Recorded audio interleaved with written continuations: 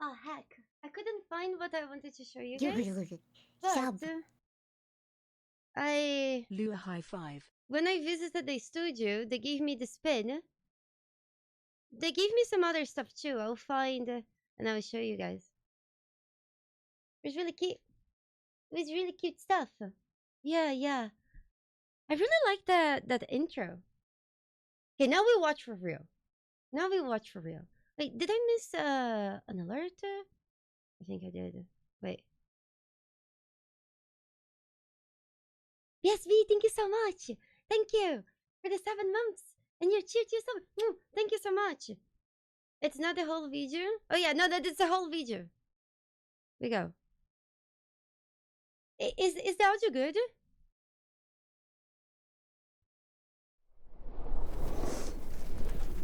Hello, hello. Oh! Can you guys ooh too?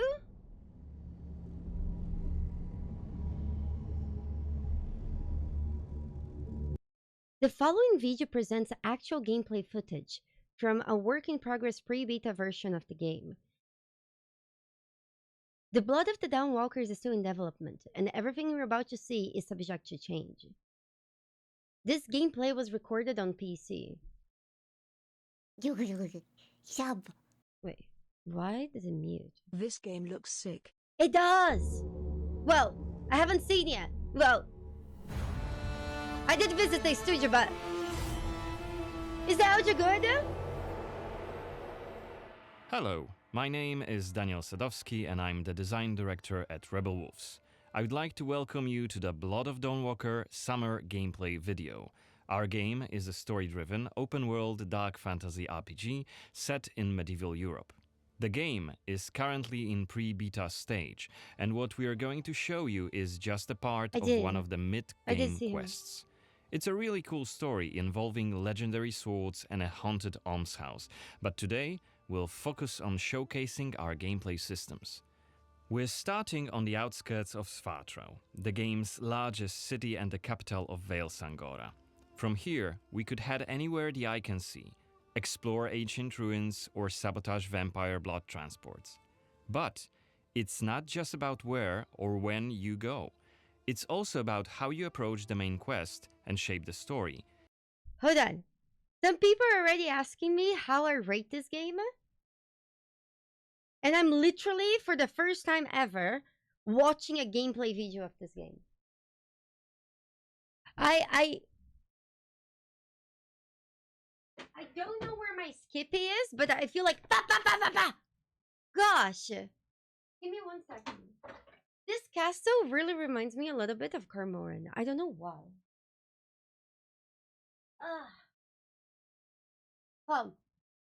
No, they're not dumb people. They're doing this on purpose to piss me off because one of them was my moderator.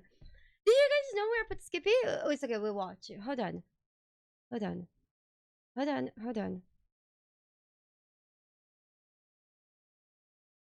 1 second. Okay, we go. Making each playthrough uniquely your own. For now, we're following the road.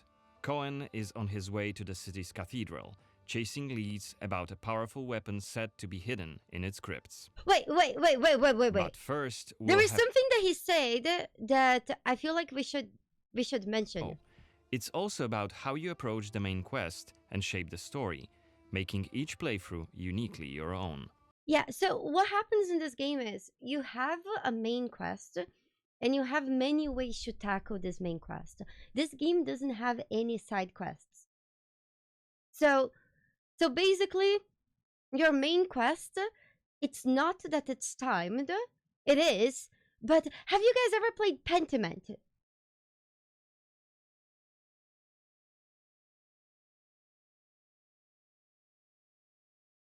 It's kind of like how it is in Pentiment. Yeah, this game has no side quests.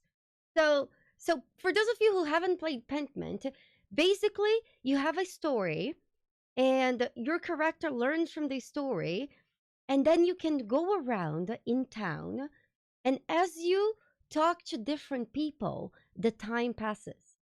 And different people that you talk to will give you different information. So as the time passes and moments come where you have to take crucial decisions in the story. You have to make those decisions based on the things that you interacted with. So different people will interact with different things, and they will have a different view to interact with the main story. So no side quests, because every quest is a form of interaction, and every time that you interact, the game progresses. Yeah, it's great because it's impossible to tackle every single possibility in one playthrough. You just can't know. It's just impossible because the time passes, right? So the information that you have, the pool of information that you have is always different. So what you do is always different. So it's a very interesting system. And this is the first time that I see a game that, because usually games that have systems like this, they tend to look a lot more simplistic. Like Pentiment, it's a 2D game. And so I'm really excited for this game because I never seen anyone do an approach to a game with such a game like this with such budget. For now, we're following the road.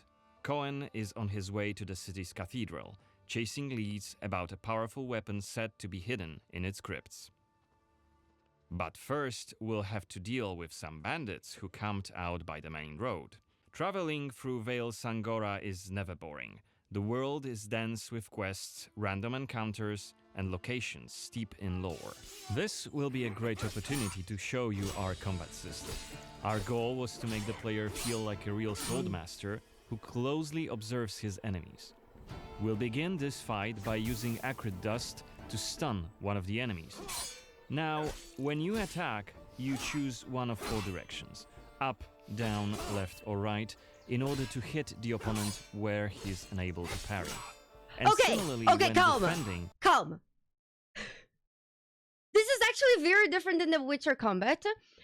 And the biggest difference that I saw between this and the Witcher combat is that the Witcher combat is a much more visual combat. And the first thing that I notice when he parries. Dust to stun one of the enemies. You see?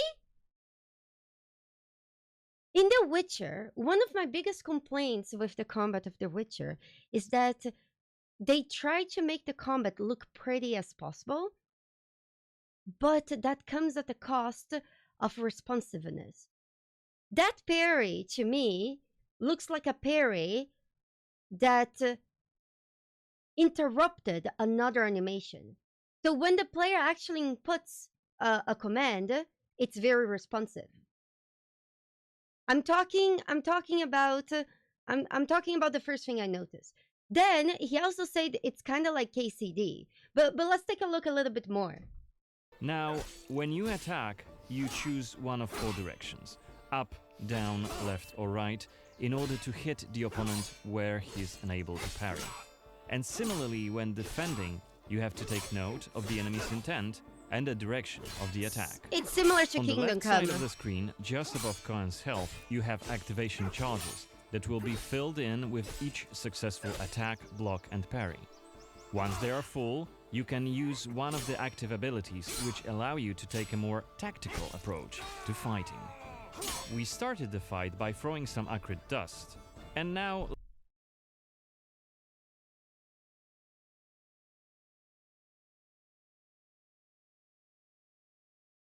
Do you guys see this?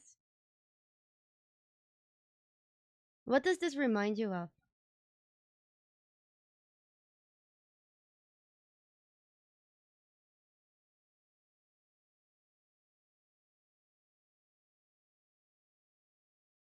Dragon Age. No. This is kind of like Dragon Age. Yeah? This is the same system. So basically, it seems like a mix of Kingdom Come combat and a little bit of what they try to implement in Dragon Age. let's cast Burning Blood. It's a hex which boils the enemy's blood and burns their skin, dealing physical damage over time. Alright, time to finish this fight. Let's use the final activation charge to cast the artery attack, which actually decapitated the last opponent. Our hero quickly dispatched the bandits, so let's loot a few items they've left behind and open the inventory. No, I don't think it's like the Witcher signs, no. Because he even used the terminology that was used in the Dragon Age showcase. That's a more tactical approach. And I assume you'll be able to, I don't know, unlock a bunch of different stuff. So I don't know. Whenever action games claim to be tactical, I have yet to see it. But let's see what they have to show. First of all, let's replenish our health by eating something. And then take a closer look at this cool-looking weapon we just picked up. Ah, The it has chopper. better stats than our current weapon, so let's equip it right now. We've also leveled up, so let's use this opportunity to spend the newly acquired skill point in one of Cohen's. Did you guys know that there was a Witcher TV show called The Hexer? That even though when it comes to visuals it was a lot worse than the Netflix show, the show itself apparently was a lot better. There is one thing that I'm not a fan of. I am not a fan of modifiers of certain attributes, like for example parry and dodge. The reason why I'm not a fan of those attributes, it's because I feel like it messes with the player's head. I don't think those attributes as helpful as they sound. Or maybe it means that the parry window is way too punishing and then you're forced to invest in that stat. It's just not a stat that I'm a fan of. So, let's equip it right now. We've also I leveled like up, when parrying so and let's dodging use is this opportunity reliable, to above spend the all. newly acquired skill point in one of Cohen's skill trees. The skills in the Blood of Dawnwalker are divided into 3 trees. One for human, one for vampire, and one shared between the two. We also have an active abilities panel. We can use it to unlock additional abilities to use during combat. Note that during the day, the health bar is not regenerating. You need to find consumables like the one we've just eaten. The hexes we've just used also consume some of Cohen's health. Be aware of that. The way our magic system works, there's always a price to pay for manipulating reality. But Nice. we can make it sting a bit less. Let's level up the Frugal Witchcraft skill, so next time we'll cast a hex, it'll consume fewer of Cohen's health points. Now that we've Okay. wrapped up the encounter with the bandits, we can be on our way to get inside the city. The game Right does look now, very Cohen pretty. hasn't done enough to ruffle the Vampire Lord's feathers, so the gods will just wave us through. I need to stress something for you guys. Games usually don't look that good before they're released. Like I got to take a look. I beta tested Baldur's Gate 3, and Baldur's Gate 3 looked very different before release. There is a certain shimmer and there's a certain glow up that games gain when they release, that even though this game doesn't have, it's still a very pretty game, which seems really But the more damage good. you cause, the more suspicious and aggressive they'll become. So when you play the game yourself, you'll have to decide whether you want So to this is a challenge the good vampires sign, openly, you know? or Because lay if it low glows up until from you're this, ready it would to be strike even better. and surprise them. It's even bigger than I remembered. And it's grander than before. They're putting in new stained glass. The Knyaz doesn't deny the old faith. Out of my face. This is the rich district of the city, Silberkreis. There's also Altenmarkt, Neustadt, and the Middens. Each of the boroughs has its own feel and character. Get your stinking ass out of here. I was just passing through, I swear. I got tired and sat down and started begging. Looming high over the city is Brancis's castle. Greifberg. He took it over when he slaughtered the human ruler of the valley, Skender, as shown in the trailer we shared with you earlier in January this year. In order to complete the main quest and save your family, you'll have to storm the castle, alone or with help of friendly NPCs. We could do it right now if we wanted, but it would be super challenging. Okay, so the main story of the game, it's probably something like Skyrim. You can directly go to it, but maybe you shouldn't. And the more that you interact with the world and you see people, the more help you can get, the more, I don't know, weaknesses of the quest you can find. A lot of people are mentioning about the camera angle. I'll be honest with you guys, the camera angle doesn't bother me at all. Why are you guys bothered about the camera angle? I just don't see it. To me, it just seems like a little bit lower than usual third person. And I think that the reason why they took this approach, it's because this is possibly a more immersive version of seeing the world that's not first person. Does that make sense? Sub. Oh, it's a field of view, not the Monthly angle. deposit for Boo. Bella, thank you so much for the 9 months. Thank you. If the field of view is too thin, it could be that there is a slider. And I'll be honest with you guys, a lot of things like that, it's the kind of thing that devs only worry about like later in the development of the game. Things like this can easily be changed. No more drink for you, my friend. But it does seem like to be an attempt at making a more immersive view of a third-person camera. Because third-person camera, you tend to be Let's check the map. more The high up cathedral is and really distant. close. There's plenty of other places to see and things to do here. A couple of inns, a medic, a blacksmith, an armorer, and other merchants. Fucking hell. You can Okay, you guys, city designs and things like that, and also whenever people talk about like the music being similar to The Witcher, you guys need to know that before The Witcher was a thing, that style of music is actually regional of that region of Europe. Also, the folklore that's in The Witcher is actual real life folklore of people who grew up in the region. The building style, the architecture, it's similar to Kingdom Come because guess what? It's near that region of the Europe that has buildings like this. So it's not that it's like a game, it's just how it's reality to these people. see that not only the vampires came out of the shadows.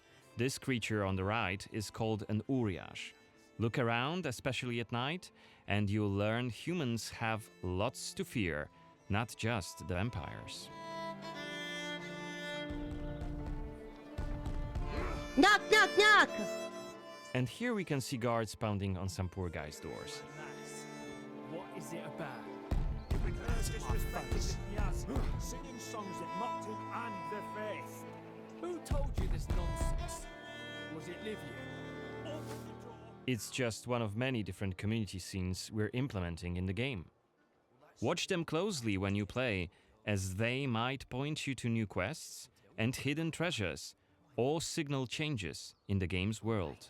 Once again, I humbly beg of The thee. game does have quest markers, right? Because I see one right there in the compass.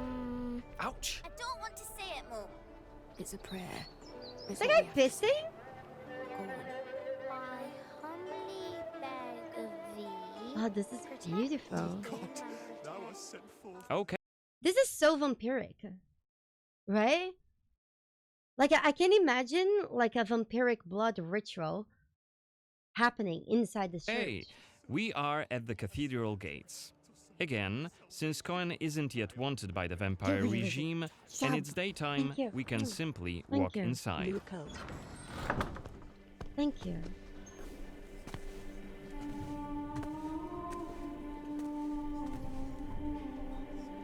Yeah, Gothic cathedrals are always kind of spooky. They were built The to be baptism of a spooky. newborn is a solemn moment, doubly so. A new life joins our flock, bringing happiness to its parents and to the congregation. You almost dropped the baby! Natus ex sanguine est, alitur sanguine, et in sanguine morietur. Tell me that's tomato sauce. Ego te baptizo in nomine Dei. Amen. Amen. Oh gosh.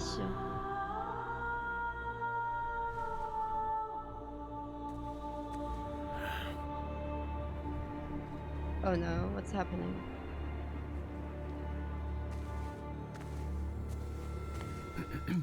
Uh-oh.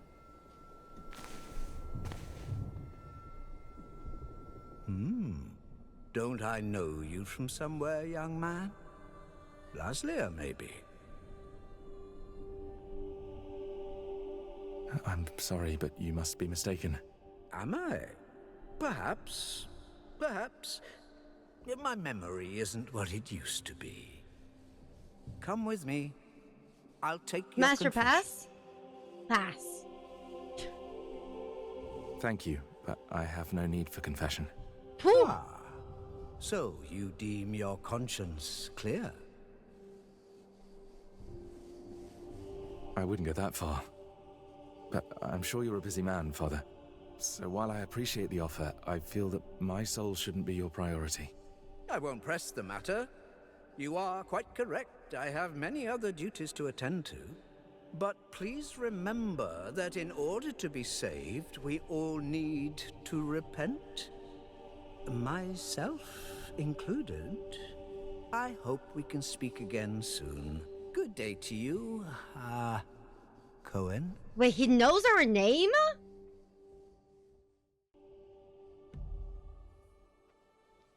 What we saw right here was just one of many cutscenes we recorded for the game, which smoothly transitioned into a dialogue scene. We use cutscenes to highlight key scenes or showcase interesting bits of lore. Like this blood baptism.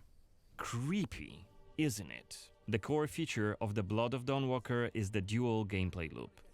Remember, Cohen may be a human during the day, but he turns into a vampire at night and has a different set of skills at his disposal. And this is just one variable that affects our quests.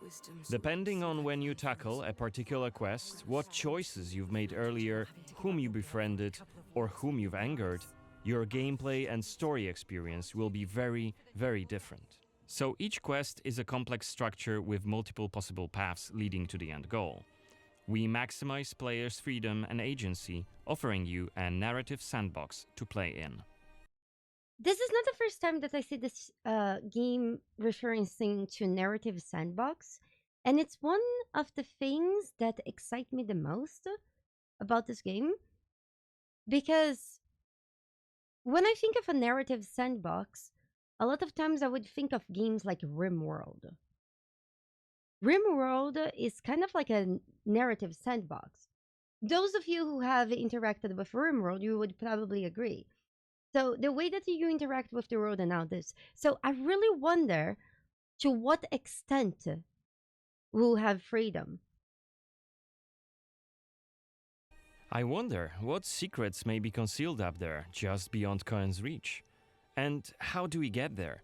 It's impossible to do during the day, but come night, it's an entirely different story.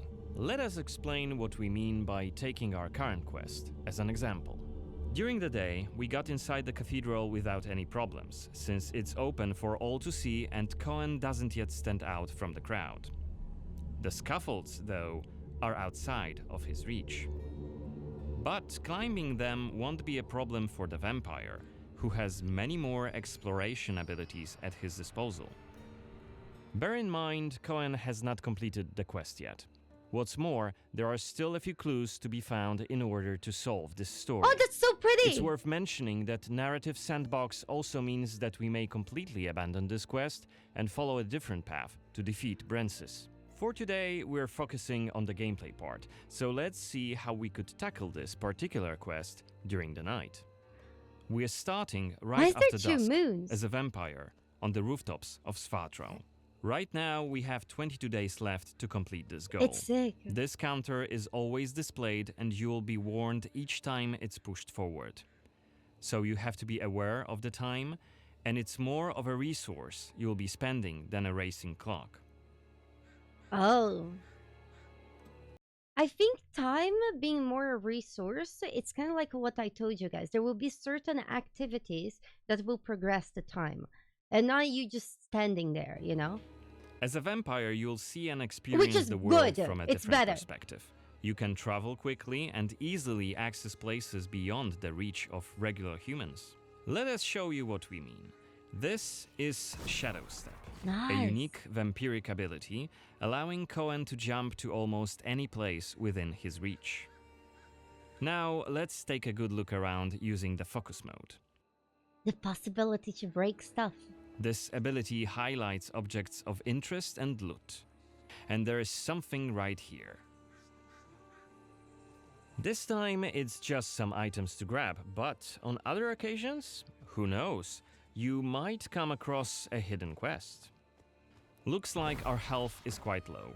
This is because, as a vampire, your health bar also So represents you can your use that hunger skill level, mid-jump. and you start each night That's actually thirsting for sick. blood. Remember, you have to quench this appetite in order to make full use of your vampire abilities and rein in your monstrous nature around NPCs. Otherwise, you may end up draining someone important, which may lead to unpredictable consequences. We'd better feed then. Maybe on someone who is standing all alone. Like this drunkard. Wait, so we absolutely have to feed on other people? Let's grab him and use Voracious Bite ability. Unless you lose control due to hunger, you get to decide how much blood to drink. You can drain just a bit and knock your victim unconscious, or go all the way and kill them. And if you're adamant you don't want to hurt innocent humans, you can drink from animals and some other creatures. Rats? That's actually really Finally, cool. we are I at like the cathedral, that. but it seems to be closed. I like that because imagine, for example, if your character, for some reason, you get really hungry, and then the only thing you find is a person. And maybe that person, it's an important person for your playthrough. So you have to have like the hard choice to either die or kill somebody that's important to you. That's cool. I like that. For the night, and the entrance gate is well guarded. Let's find another way in.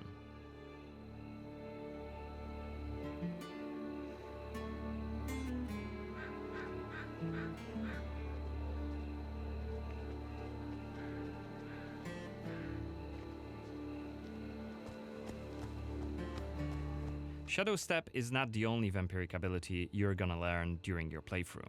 Cohen can also use Plane Shift to scale walls and even ceilings smoothly.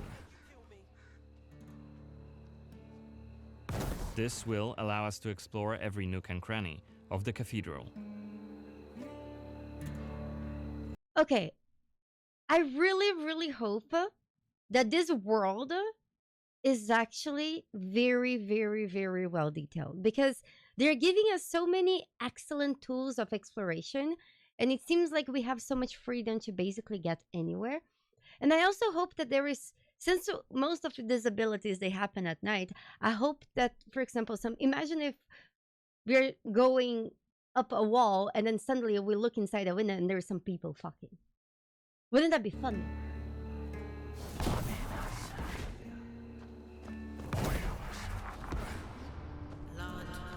To blood.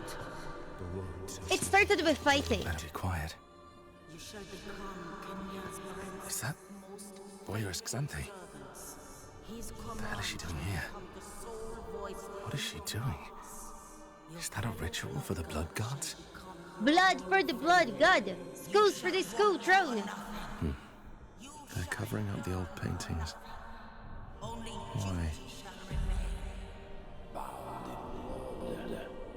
One of the workers must have left it. Seems that the cathedral complex is quite big. The main building, cloisters, inner courtyard. The entrance to the crypt could be anywhere. You know, this kind of interaction, it really makes me think of Pentiment. And that's truly exciting to me because I think Pentiment is freaking amazing. So, depending on the things that you end up finding and interacting, not only in the world, but the people you meet and the things you talk, you'll probably have different outcomes to the main quest. And that's really cool. Won't get anything done just standing around. Still. This was a scene investigation, a mechanic we used to zoom in on and showcase key clues. This time we had a chance to learn more about the vampire's plans. Looks like they're keen to cover up the old frescoes, so that's something we could take a look at. This way we could learn more about the cathedral's past.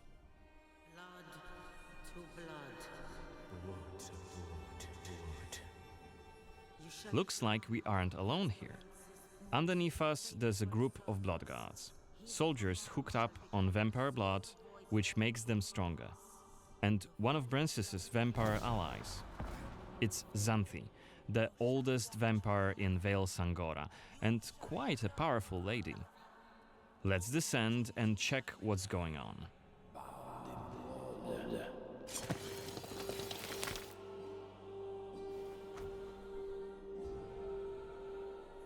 Do you think this isn't Flotsam? I hope not. Master Pass! I don't see you skulking in the shadows. Come out! Smash, really? You're interfering with my task. Who are you?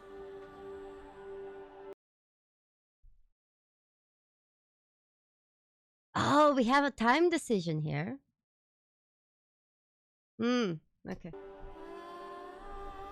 It doesn't matter. Very well. I don't have time for interruptions. Let us dispose of him. Quickly!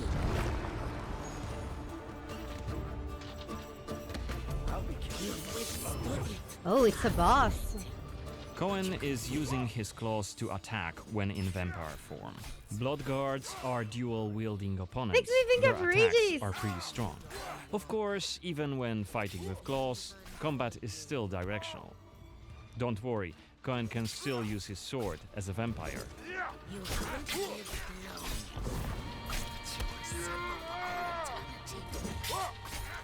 Only after He defeating parried. all three of the blood guards, Xanthi deems Cohen worthy of a challenge, and she descends to face him.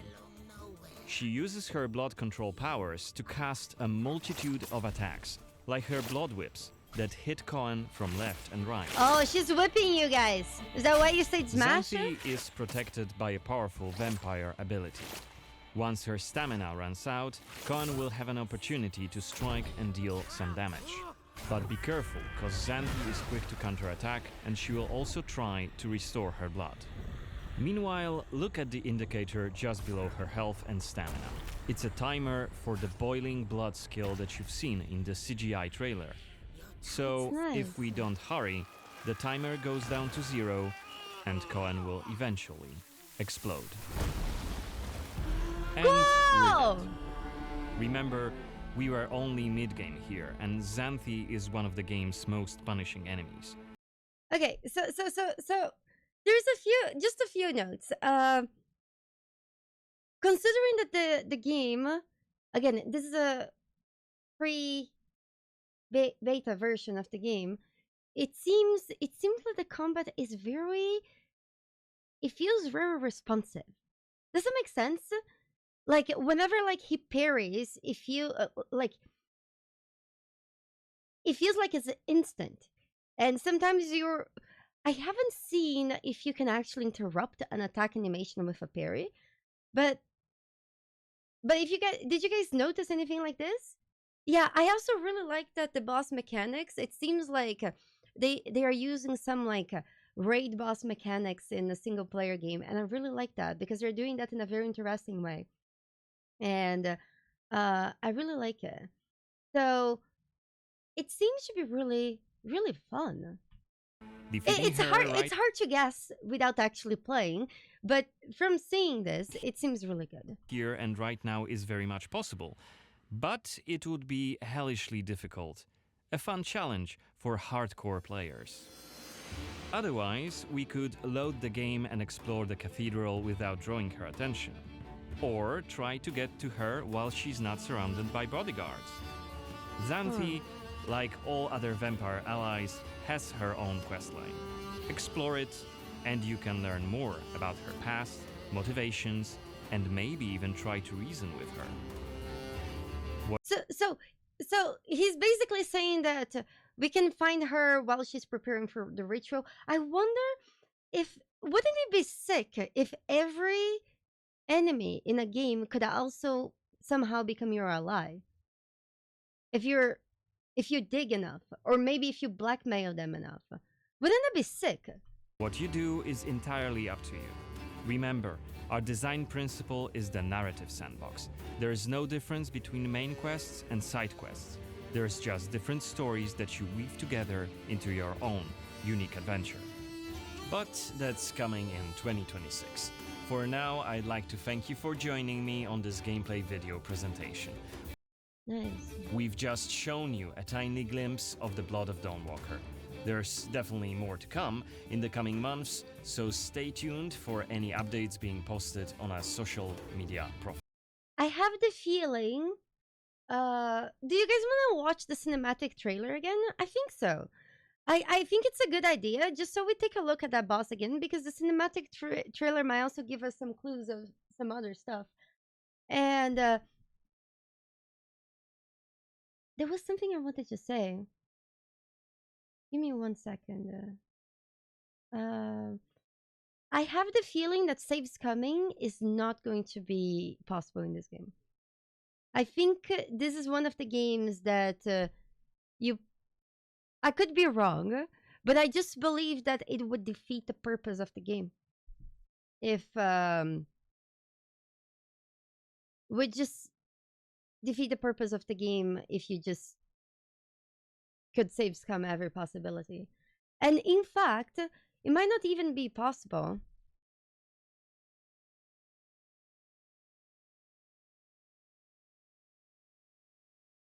It might not even be possible because sometimes, especially in games like this, I feel like some of the consequences that you see might be way later, or maybe like they will be gradual, and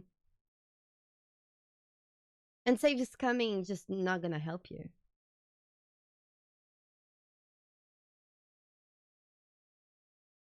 I hope it's not a thing. Saves coming is your whole identity at this point.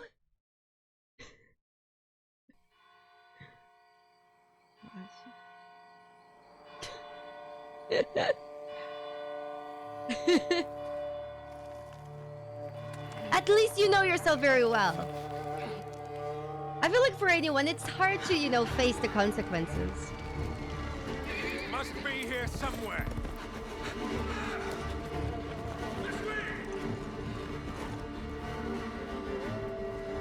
My first playthrough of Baldur's Gate, I had over 5,000 quick saves. I didn't reload them a lot, but I just saved a lot. It's all right.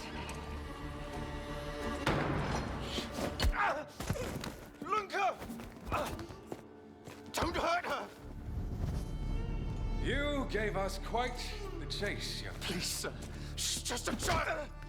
Ah, Roderick, remind me, did I make an exception for children? No, sire. No. That would have been foolish, would it not? They spread the plague just as well as adults. And there's only one way to stamp out this sickness. No!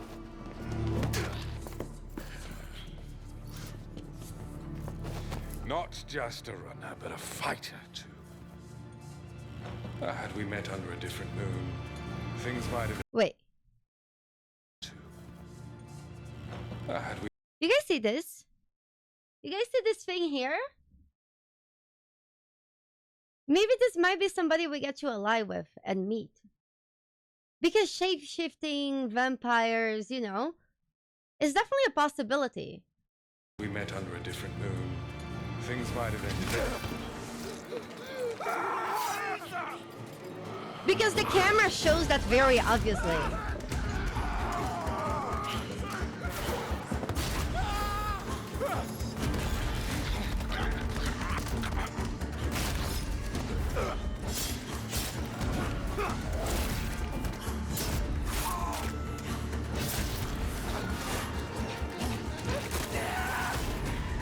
Oh, that's that lady!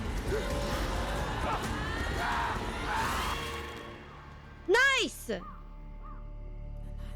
I guess running from that lady is not possible. She just boil your blood.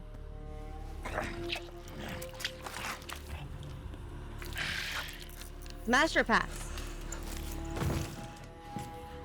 My sister. She needs help. Fast. Please, let us pass through. I beg of you. Please. Please.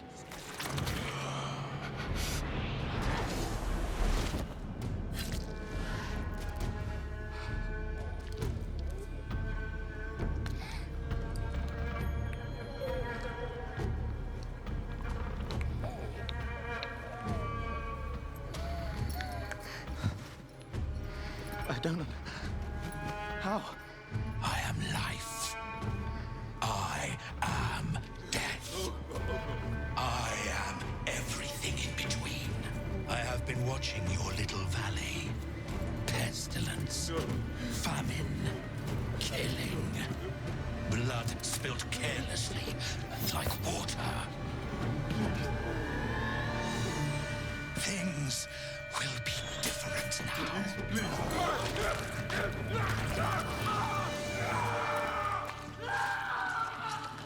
For all of you. I really like that. I'm really excited for this game. I assume that every single vampire we saw there, it's a possibility that we'll fight them or we can ally with them.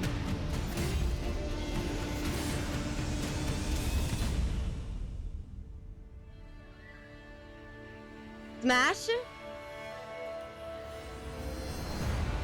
Yeah. It looks really, really good. When does it come out? I think next year, right? Yeah. I think next year.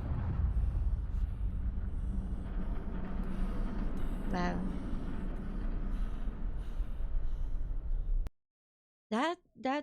That's looking pretty good. And for Fable? Oh, I hope Fable has a fart button. If Fable doesn't have a fart button, I will revolt. The game is looking really good. I can't wait to see more of it. There's a dev discussion too. Do you guys want to watch the dev discussion? What did they discuss? Pineapple and pizza?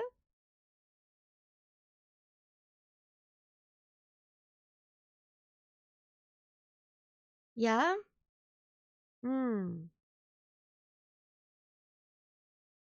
He looks like Emir while he's young. Can I be honest with you? I hate Emir.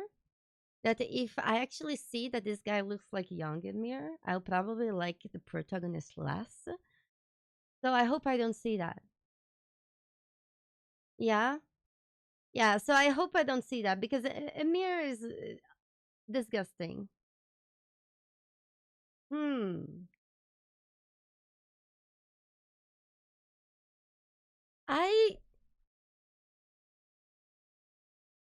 I'm really curious in how much freedom we'll have in this game because they keep saying narrative sandbox. And at the same time, I also hope that this also means that we have some freedom in gameplay. Because one of my favorite things about Baldur's Gate is that not only that we have a lot of freedom in narrative, but we also have a lot of freedom in combat. And I'm craving both. Is that too much? It's like an open world. Yes, I think it's kind of like a village area, and the game happens in the span of 28 days, right? Freedom to murder. I do believe that you might be able to murder everybody. Uh, did you guys know that the Gothic cathedrals were made with the purpose of striking fear in the people? Because it was back when it was a time that people, the religions were trying to get people to believe in God by We fear. three now. So having the churches being gothic and evil looking could help with them. It was a marketing technique from the religions at the time. It's funny because marketing has even changed over the years. Grand Void, thank you so much for the 6 months of support. Will Witcher 3 now? I think like I know that this game is definitely inspired in the same things, and there is a lot of Witcher adjacent things, but at the same time, to me, this game seems pretty unique. Like this guy doesn't strike me like as Geralt. Like the skills that he uses, they don't seem like signs or anything like this. It just seems like its own thing, and that the game has like a different gameplay loop depending if it's night or day. I really wonder how that will go, because sometimes when you have like two gameplay loops like this, what happens if I only like playing at night? What happens if I only like playing at day? I really wonder how it will be, the differences, and how they will keep both night and day gameplays engaging. I wonder. I just really wonder what there is. You know, like this game seems like such a fresh thing, especially when they keep mentioning narrative sandbox, that I can't help but just be curious and wonder what will they do. And it's hard to guess because I just can't think of anything like this. I guess the combat will, but at the same time, when I look at this combat, it doesn't look like Kingdom Come combat. Even though when they described it, it sounded like it was Kingdom Come combat. It still looks very different. I honestly don't know. Of course, I hope it's good, because at the end of the day, I love video games and I love playing video games, and the more good video games I have to play, the better, right? I feel like it would be silly for an actual gamer to hope that games are bad, because why would you want to have less things that you like doing? That sounds stupid. But you know, it seems, I hope it's good, but and it seems like it's going to be at the bare minimum quite interesting to check out. So I can't wait.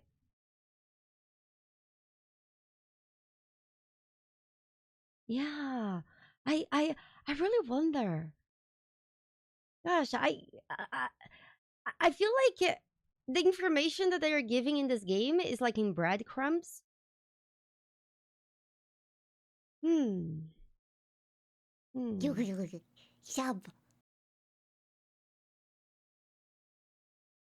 Right, thank you so much for the primer. Appreciate your support to Blackjack and Hookah Sperm and Bunny. Uh,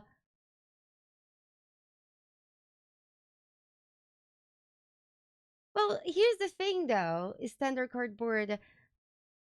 There is just like games are very complex things, you know, and guessing based on the little information that we're always provided without actually playing the game, it's almost silly, because no game is perfect. I can probably sit here for the next 5 hours and talk about the weaknesses of Baldur's Gate 3. That's my all-time favorite game. And I can do that for any game that I like. But the thing is, in spite of the flaws of the games that I like them and I had a good time playing them. And ultimately, I find that uh, having fun is what matters the most. I feel like the only way to play wrong way to play a game is if you're not enjoying it. And different people will also enjoy different things, and that's absolutely fine. I feel like what people are having problems right now is not realizing what's not for them. It's almost like I feel like in gaming right now, imagine if I don't know, Justin Bieber released a new music album, and then people started like metalheads started trashing down Justin Bieber. Yeah, buddy, it's just not for you. And that's kind of funny because metalheads are usually the kindest people around. They tend to be like sweethearts, but some things are they're just not for you. Not if it's like Kojima himself said, if something was made for everybody, it was made for nobody. So, you know, different people will like different things. You just take a look on things that you like. This seems like something I would like a lot.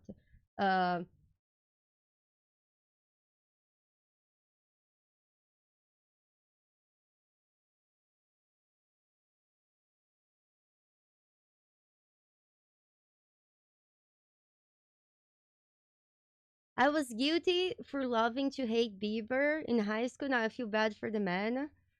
You know, sometimes, especially when we're young and stupid, we're often very young and stupid. It just happens. It's okay. You know, as long as you try to be a bit better now, that's all that matters. That's just how it goes, you know? Yeah, I personally like to play a bunch of different games. I'm very curious, and I just like I have been playing games since I'm 2 years old, so I have played so many different games by now that I'm open-minded to give almost anything a chance.